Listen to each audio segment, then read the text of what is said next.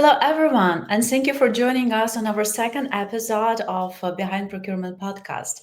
My name is Natalie Eksi. I'm CEO at APSentra, and my mission is to consolidate supply chain and procurement professionals globally.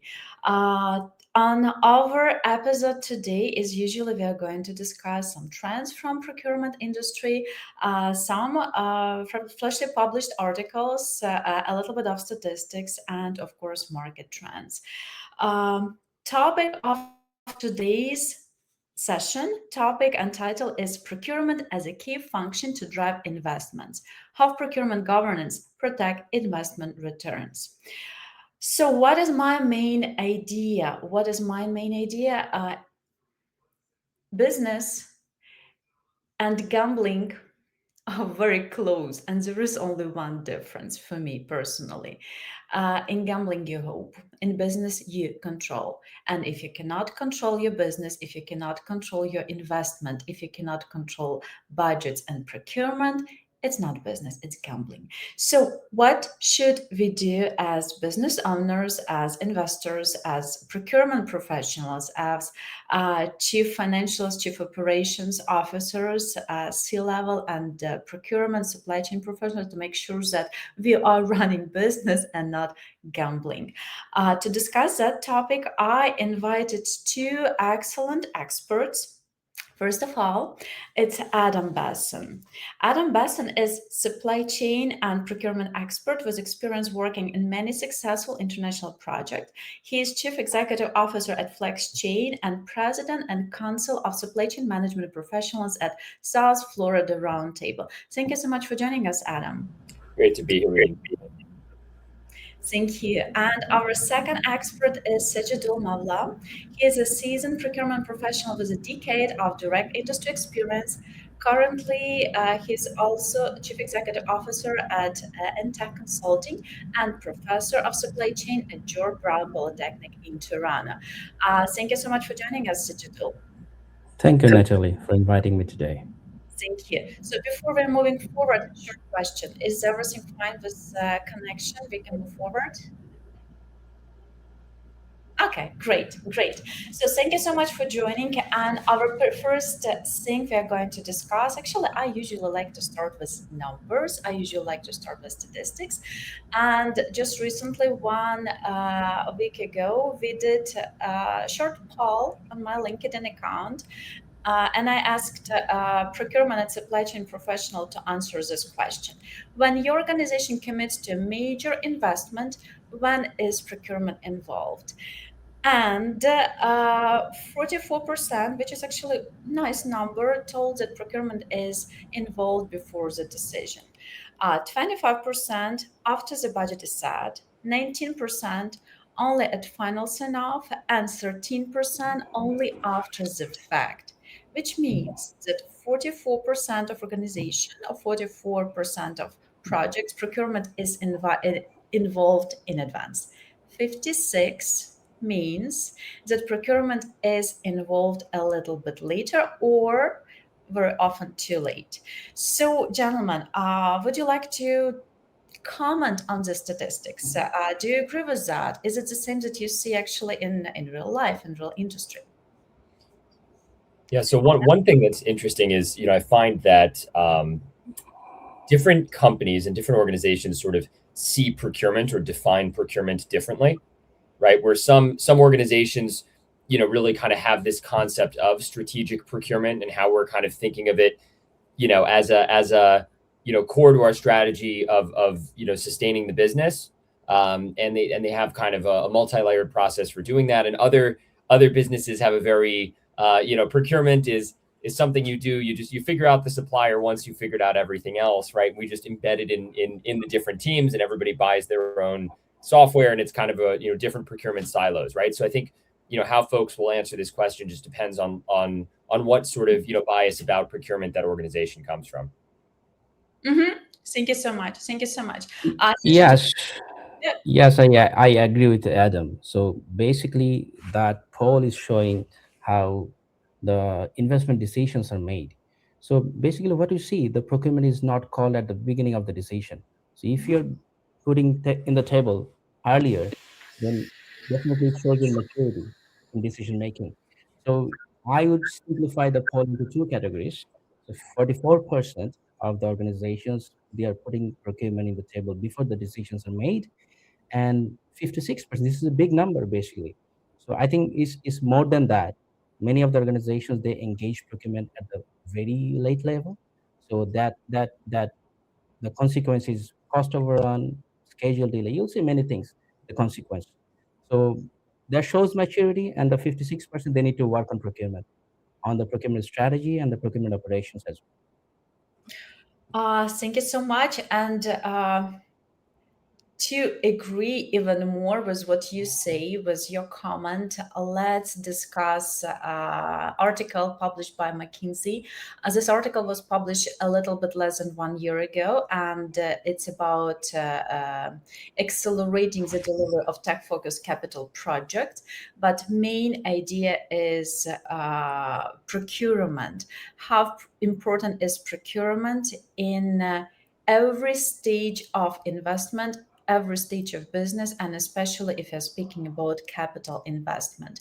So everyone who's watching Behind Procurement, you know that I am very I'm advocate of articles. I'm advocate of communication between experts. I'm advocate of sharing experience, sharing knowledge, and articles of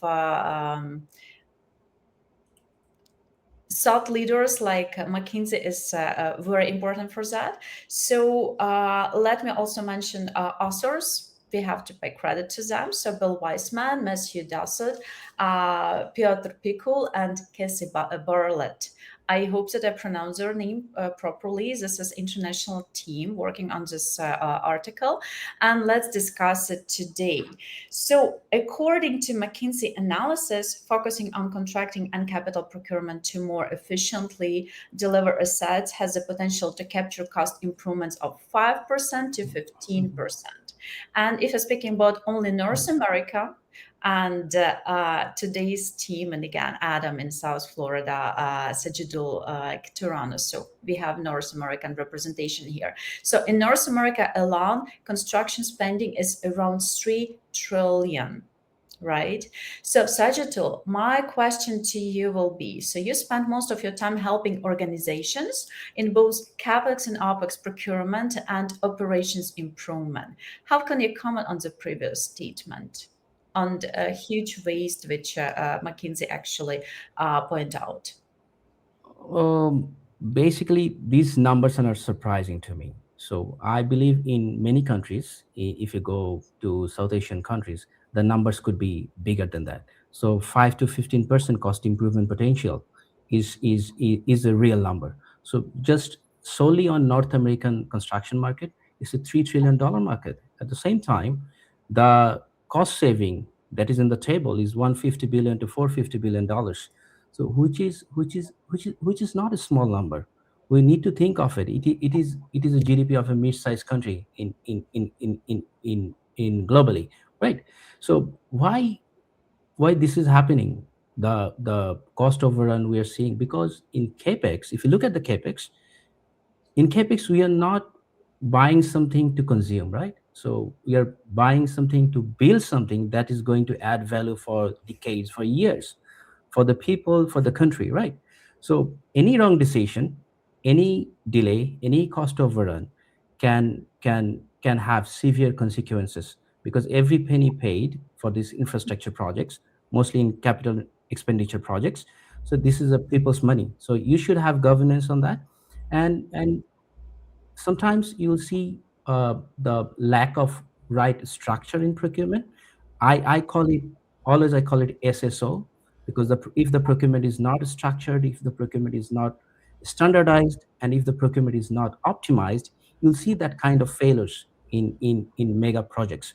So I have seen many projects, mostly in private sector projects, they became sick because of wrong supplier selection, because of poor negotiation, because of unstructured procurement. So if the process is not right, the output would be definitely bad for you.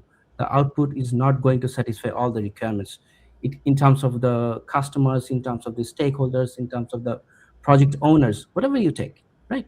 So my take on that, if you can bring procurement at the very beginning of the project, that means before the project scope is defined, the budget is final, you need to bring procurement on the table. You need to consider procurement as a strategy. So it's not a supporting function. Procurement is not a supporting function anymore. If the procurement is not being onto the table as a strategic function and not collaborating with the decision makers, the project can be a failure one. So that numbers can be bigger in coming days if procurement is not considered seriously. Procurement is a proactive function, it's not a reactive one. It should become forward. Totally agree, can't agree more. It's strategic. So procurement is strategic. And actually, what do we advocate for procurement? And again, procurement is a department which is investing money which were invested in business, right? So Mhm. we have to take them seriously, make sure that there is same vocabulary between different department and procurement as well, that there are same workflows, that there are same standards in operations, and there are the same company goals and KPIs, right? So again, procurement should be part of the infrastructure, not just only supporting services. Great. Let's move on. Discussing same article. There is one more interesting thing I pay attention to.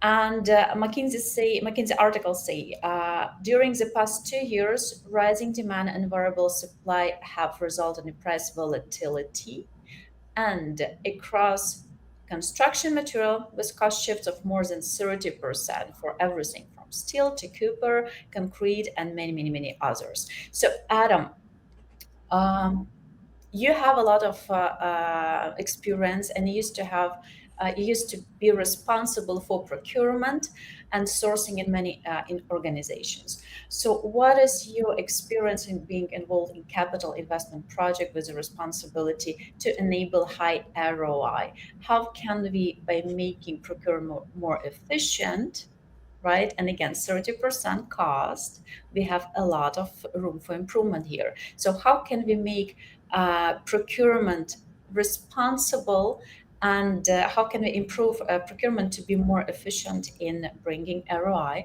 to stakeholders?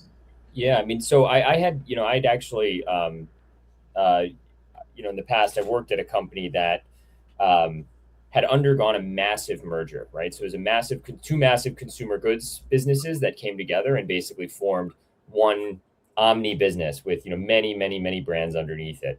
And when they came together, right, in terms of this, this massive kind of investment, right, one of the the ways that was kind of identified to be able to realize this investment successfully was basically, they had savings targets they were driving, so synergy targets, right? So in this combined brand, what are going to be the opportunities to actually kind of achieve value basically for our investors.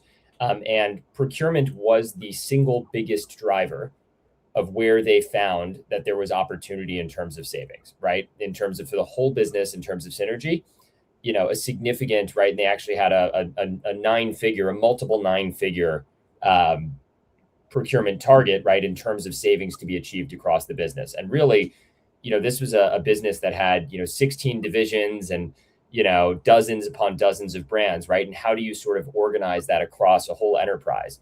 And, there were a lot of ways you kind of have to get comfortable looking at it, right? So one, organizations, the first thing is to understand and be able to track where and how you're spending money, right? So without Mhm. visibility, you're just riding blind, right? So you need to know where is the money going, both in terms of obviously in terms of who your suppliers are and what you're paying to each suppliers and what parts of your business are using that supplier product, but also to understand it more at a functional level, like are there, for example, we probably see this in our own lives, right? There might be multiple applications that the business is subscribing to right now, and there might be overlap in some of the capabilities of some of those applications, right? But technically, if we centralized our spend under one, right, and went with all of their tools, right, we could, realize significant savings. So that's one way to look at it, right? But really understanding what are the activities and the products that keep your business moving,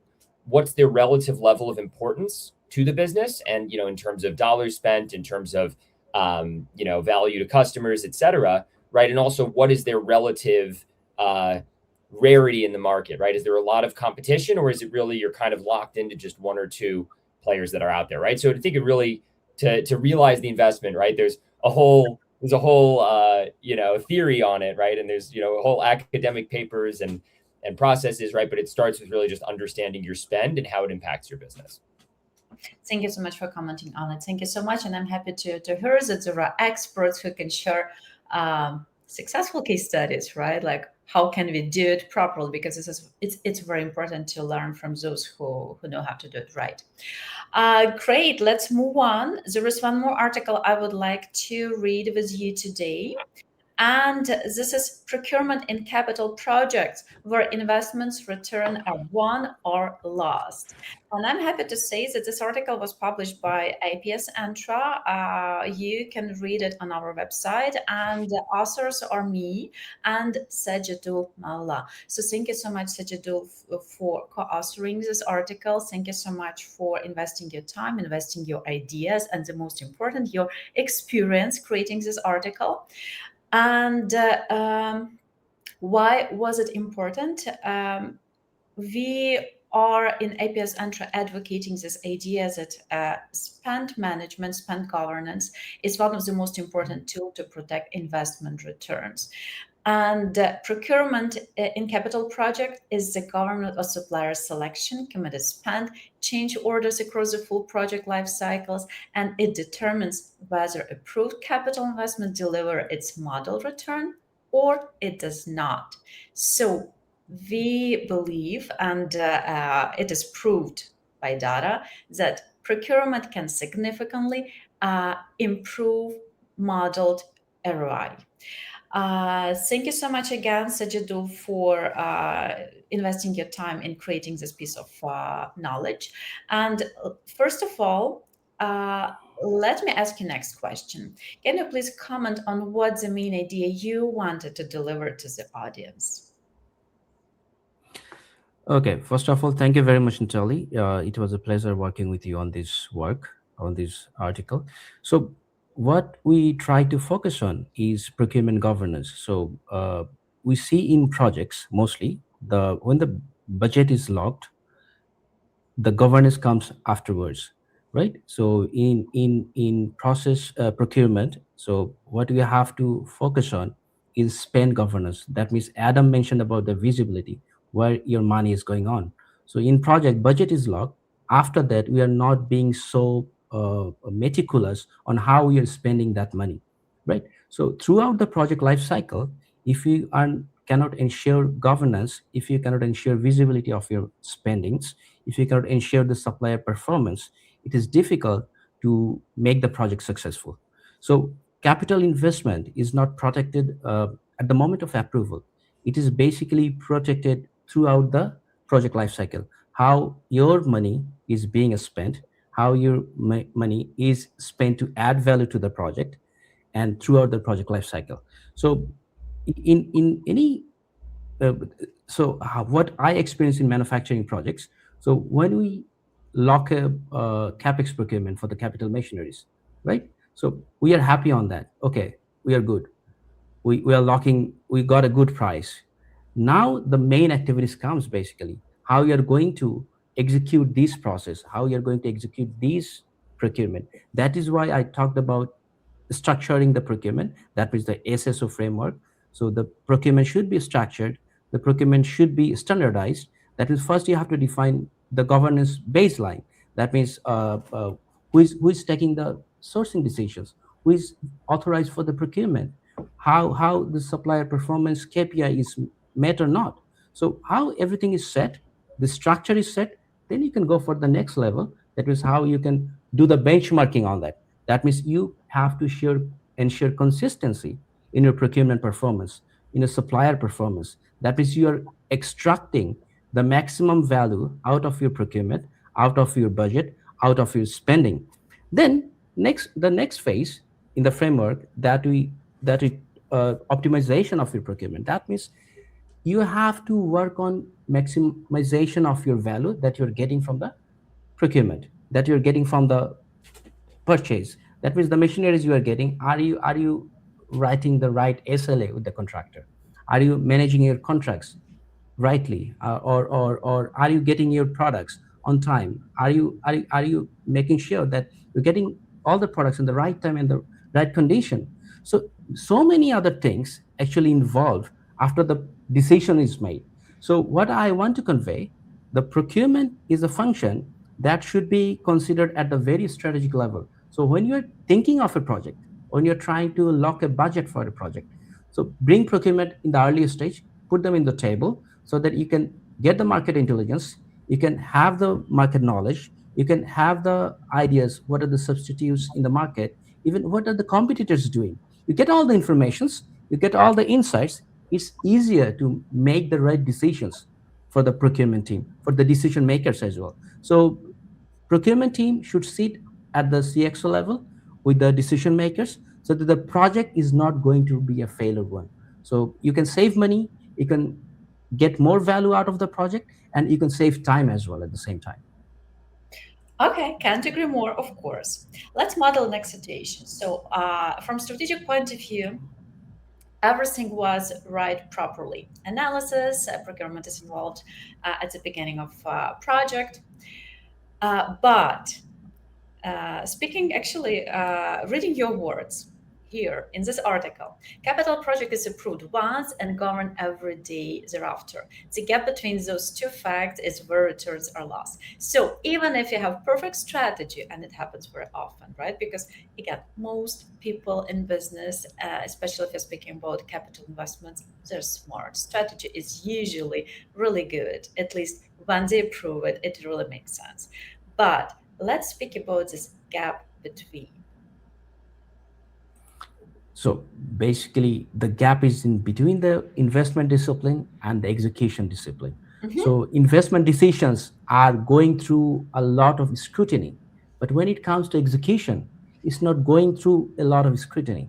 So it should be error free. It should be defect free. So the execution should be flawless through process optimization. If you go through if you can optimize your procurement process, ultimately the outcomes of each every process will be beneficial for the organization. So that gap can be minimized by optimizing the process.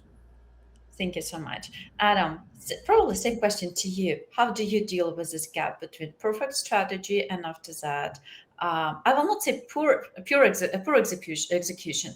I would say everyday mistakes which are made. So how can we um, connect those dots and make sure that the gap is not significant? Yeah, so I mean, I think one thing is really bringing in the business. So having procurement work hand in hand with the business from the outset, right? Oftentimes, especially in a larger organization, there's going to be, a party or a team responsible for making the decision around supply base, negotiating contracts, things like that, right? And just like how they have to collaborate with legal to make sure that all the contracts kind of meet muster legally, right? They also have to collaborate with the business users, and part of that is one is, yeah, so what are kind of the key, in addition to obviously negotiating cost, right? There really is the question of service level agreements and what are the kind of key KPIs that we're going to be using to measure the success of this contract, and then how are we doing it on an ongoing basis, right? So a lot of procurement projects where they kind of error is they think of it like, okay, we've now completed the contract and now the procurement team is done. We don't have to be involved. We move on to the next, right? But really part of that has to be the value capture element. And there have to be kind of processes in place and kind of protocol for being able to review along the way post implementation of the project, right? And in a lot of businesses, right? So sometimes, also having a cadence where when you divide up your spend, and understand kind of how you're spending and how we're going to approach procurement strategically, right? There's both the decision, so some businesses basically only look at that spend when the contract is up for renewal, and then they don't think about it again until the Mhm. contract is up for renewal again, right? And the kind of mature way to go about it for an organization is look at all of your spend every year, right? And if it's under contract, right? If a product or service is under contract, right? Then even if you're not going to take that into a project on its own, right? It is still a good opportunity to check in and just see that everything is moving well, right? So making it part of kind of your annual discipline and even your quarterly discipline to make sure that you're actually, seeing that these savings, these projected savings, or whatever you defined as your success metrics for procurement are actually flowing through. Mm-hmm. Thank you so much, Adam. Totally agree with you. And what is great, it's not only theory, right? So this is actually what really works on practice. And for me, any concept is as good as it is good in real life, in real case. So what I wanted to share with you today is a successful case study of one of our customers. And I would like to discuss, again, challenges that company had, solution we were able to provide, and results we were able to achieve. And case study we are going to discuss today. This is a group of companies. They usually invest in manufacturing, in infrastructure, in development. And gentlemen, I would like to ask you join this conversation. So again, major industrial group established a unified procurement framework across business units. So keyword here is not major, not industrial group. Keyword is here unified procurement. Okay, this is the most important. So let's move on. A little bit about customers. So just this is a group of companies. They invest, they develop, they have billion projects, and they want to have as high ROI as possible. And what we help them to do? What were their main challenges? Actually, tenders. They had a lot of problems with tenders, with requests, suppliers, communication, and management. Again, what Adam just mentioned, contracts, right? Contract management. Their workflows were absolutely separated. So procurement was separated from operations, from supply chain departments, from financial departments, from organization. And just imagine several different companies in this group with different processes and different procurement processes inside of each company. And just imagine how can actually stakeholders manage it. Impossible. Without unified procurement process, it is impossible. So, Adam, I would appreciate and value your opinion as a digitalization and procurement solution implementation expert. Uh, can you please comment on this case? Why is it important to have unified procurement workflow across companies if you're speaking about same group? Yeah, I mean, I think it really comes down to being able to accurately and properly assess the value that's actually being driven, right? There's the goal, right? When a company is ultimately running its balance sheet, whether that's to raise additional funds, to make an additional acquisition, to sell an existing, company within a portfolio, right? Any of these decisions, you have to make sure that it's all built on sound financials, right? And if every different team has its own process for self-appraising, right? Even, for example, right, one challenge when it comes to measuring the effectiveness of procurement that will differ across businesses is how do we categorize it, right? So there's different, there's, for example, in procurement, there's direct savings, which is I have negotiated a cost reduction for the same amount of service year over year, and that's gone straight to the bottom line. It could be cost mitigation, where basically they were, the cost will be the same as it was last year, but they were going to increase it, right? And so it's still valuable, but it's different than negotiating direct savings, right? Because the cost, your spend isn't going to necessarily change year over year. And then there's a third one, which is demand destruction, right? Where you're not necessarily negotiating costs, but you've realized that we're buying more than we need. And so we could save year over year, even though our cost structure stays the same, because we've realized that we could modify our contract or reduce the amount we're buying, right? So needing to understand kind of what category of, what are you actually achieving when you're renegotiating one of these contracts, just so that it's sort of the information is flowing properly up to to the portfolio operator and to the other companies that are making these decisions, then everything can kind of be categorized effectively. Thank you so much, Adam. We are almost out of time. So, Sajjadul, if there is some final line you would like to share with our audience, maybe something that you always share with your students at Polytechnic University, go ahead. Yes. So as Adam was saying, so I would put it in one word. That means the process should be standardized. So you have to reduce the variation within the process to optimize the process, and you have to ensure the consistency. So among all other business concerns, maybe strategic business units that you have, so if you have a standardized procurement process, you can ensure the optimum outcome from the process. So you can reduce variation, you can reduce troubles, and you can get the better outcomes.